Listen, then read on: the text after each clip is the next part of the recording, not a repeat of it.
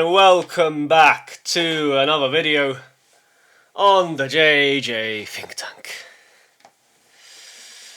So in this video I want to go back to Lacan. I want to talk a bit more about psychoanalysis, but this time in the context of mental health and one concept of Lacan's that I think can help us in boosting our mental health.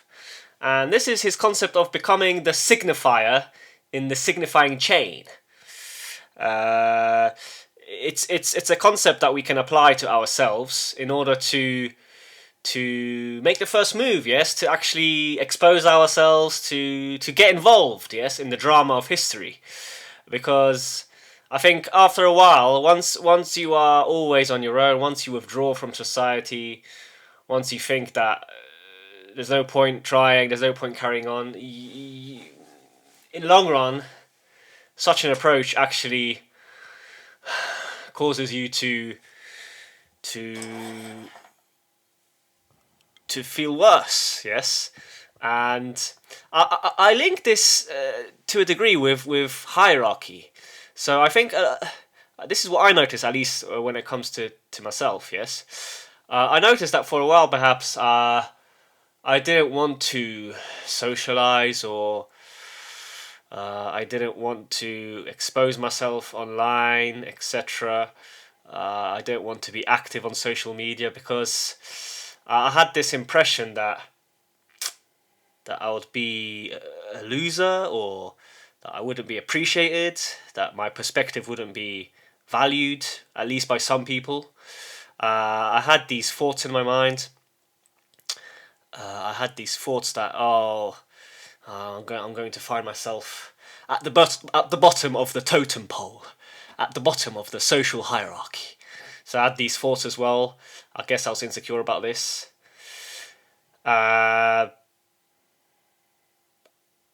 Perhaps in some people, I never really had this thought, but I think some people think that they already deserve to be at the top, maybe, and therefore paradoxically, this actually prevents them from taking action, because they think they're already like the best, or they think they're the top dog. They think that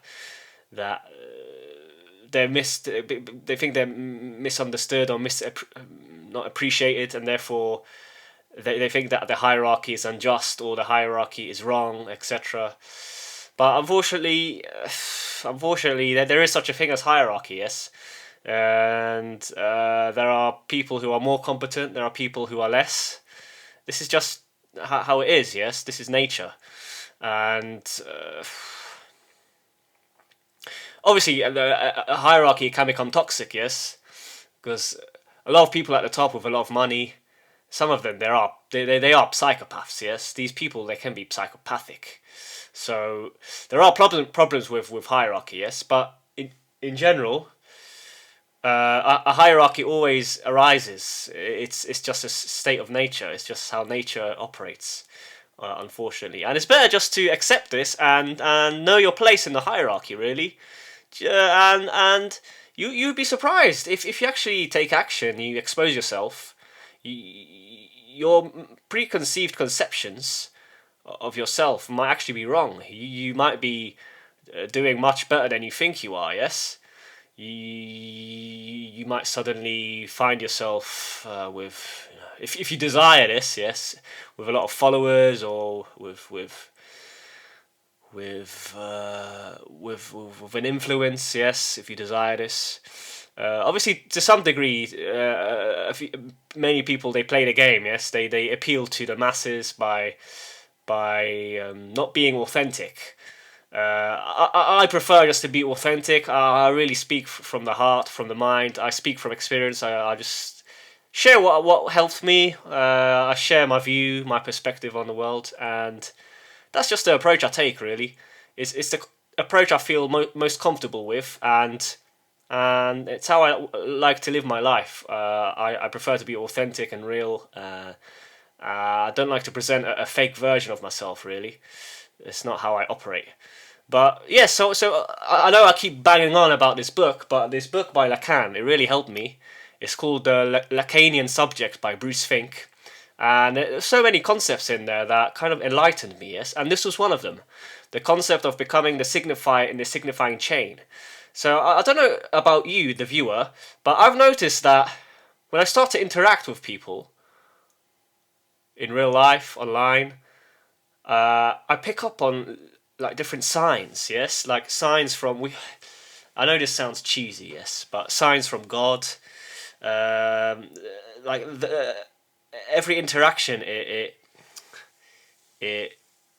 makes a contribution to the puzzle of life. Yes, sometimes when I speak with a person, a major puzzle is solved. Sometimes nothing really changes, but with every interaction, I learn something. Yes, every person you meet kind of teaches you something, shows something.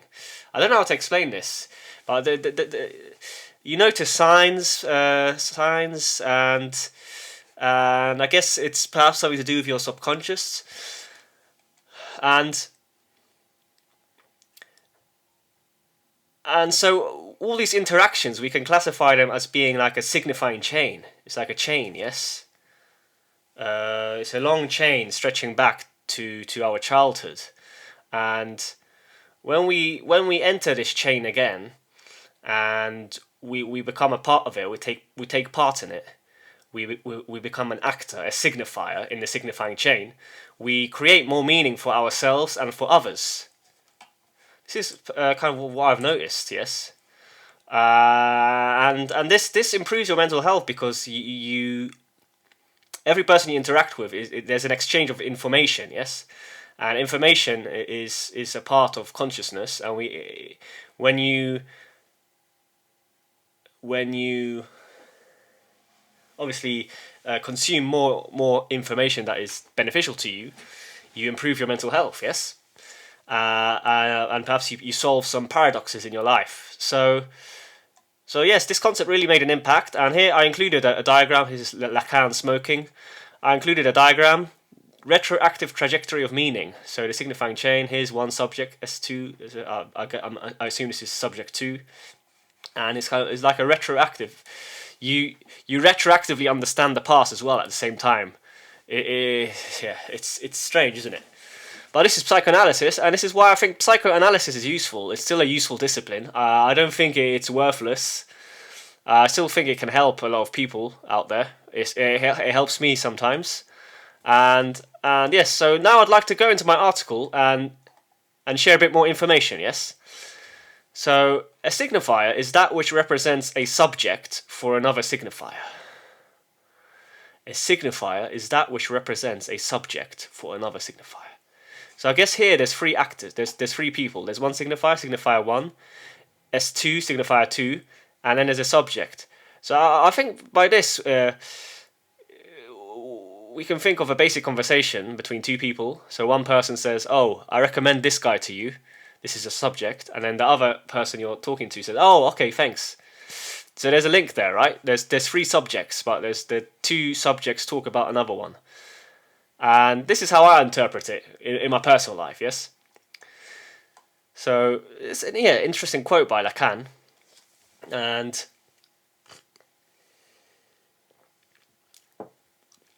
there's another thought that I'm trying to formulate in my mind right now about this quote, but I might get back to it. At the moment, I can't express it. So, as I alluded to at the beginning of my video, we can feel frustrated at times. We may think yes, that we're left behind when we compare ourselves to others. Then these stupid thoughts appear in our mind that we're insecure, we feel insecure, we start to withdraw completely, we start to blame society, we start to blame the hierarchy, the structure, the matrix. I mean, to a degree, these criticisms are correct. Yes, the matrix, the matrix should be more just, and the hierarchy should be fair. It should be a fair hierarchy. It's based on merit and competence, and not on psychopaths bloody dominating everything. Yes, so I agree here, obviously, but there still needs to be a hierarchy. Yes, unfortunately, there is some form of hierarchy, And so yes, we can complain about this hierarchy, but it's there, it exists, and a better approach is just to accept this and take your place in the hierarchy and become, yes, the signifier in the signifying chain. And if you so desire, if you're really ambitious and you want to be at the top, you work your way upwards slowly but surely. Yes, I'll go into this later because a lot of this is perhaps a video more for men, but it's also for women, I guess. But this thought of mine is more for men at this moment in time. When I say that, a lot of men, they want to be the top dog, the alpha guy. Yes. They want to be the top G. They want to be the number one. But do you really want to be the alpha guy? Do you really want to be the top dog? I mean, there's a lot of responsibility comes with being a top dog. Being a top G. It's not easy. I know myself well. I don't want this life. I don't want a life of an alpha guy or this top G guy who is responsible for everything. Who everything rests on his shoulders. This is to be an alpha. This is this is your essence, right? You are responsible for so much, and I know I don't want this responsibility. I don't want to be this guy. I have some aims in life. I have some ambitions. Don't get me wrong. I want to improve. Obviously, I want to make an impact. But to be the alpha guy in this traditional sense, I know myself well. I'm not this kind of guy. Yes, and yes. So.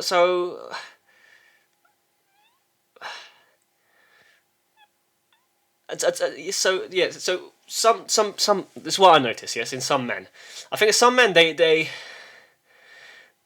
feel perhaps wronged. They feel wronged. They feel that society is unjust. They feel that society is a joke.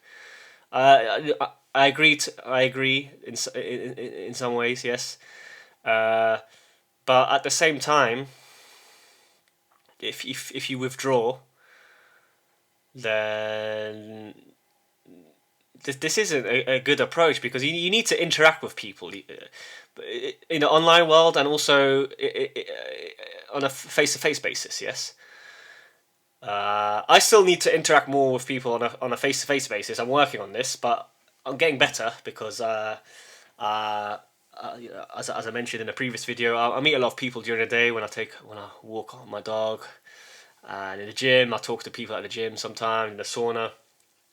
But I want to join a couple of social groups to become part of a structure, yes? Because we need to be a part of a structure. This is my main point. The signifying chain is a structure, yes? And when we are part of a structure, part of a social group, and we exchange ideas, we improve our mental health, and we can take our place in the hierarchy, yes? So this is important. So now, why should you make this move? Why? Why is this important? Because your being. I know this may sound cheesy, philosophical, metaphysical, but I think it's true. Your being is a source of a lot of information, meaning, and ideas because you have a unique life experience, and the information that you can share and that you can perhaps unlock in others can help a lot. So, because you're not exposing yourself, you're not sharing, you're not helping yourself and you're not helping others. Yes, so you have a lot to give to the world, and your being it's a key ingredient in the unfolding of human destiny. I really think that humans are special. Every human is special. Jesus Christ, by his death, he made every soul dignified, and every person matters. Yes, every person has a role to play. So again, after you expose yourself, this is what I wrote down here. You might actually notice that you weren't in such a bad position after all. So A lot of men, especially I think I've noticed that a lot of men they feel insecure for no reason. I don't know. I don't really understand it sometimes. I mean, I went through this as well. For a long time, I was insecure. I was lost, so I understand this. I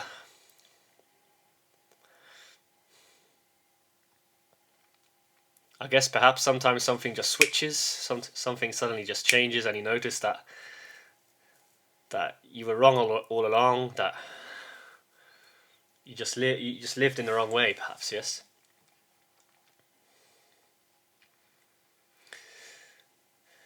So, oh, now there's one more point I need to mention. A few more. Well, I still got a few more points I want to share. But this is a key one. So when you become this signifier in the signifying chain, uh,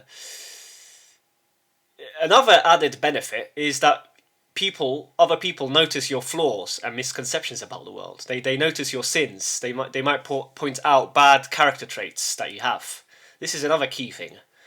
And this is why it's important to socialize to some degree. Yes, I know if you are an introvert, you don't really like to do this. I understand. I'm more of an introvert. Yes, but you have to force yourself. Initially, it's better just to go somewhere once a week or once every 2 weeks, once a month even, and then as you feel more comfortable, you can expose yourself more and more. Yes.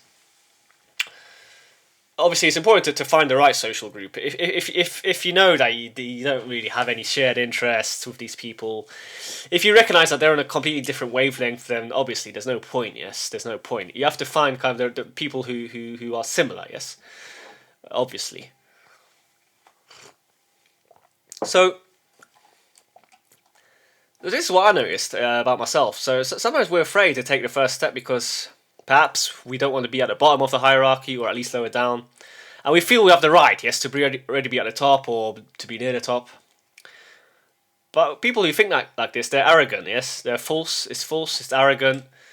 Uh, a lot of people at the top, they deserve to be at the top because they are competent and they provided value, they unlocked something in our world, etc., yes? Not all people at the top are psychopathic. A certain number of people are, I agree, but not all, yes? And yes, this mentality is dangerous for your mental health. And I won't repeat myself here, but a person with such a high position, there's a lot of responsibility involved. Yes, you have to be really competent, and it's to be a competent man. It's not easy. Yes.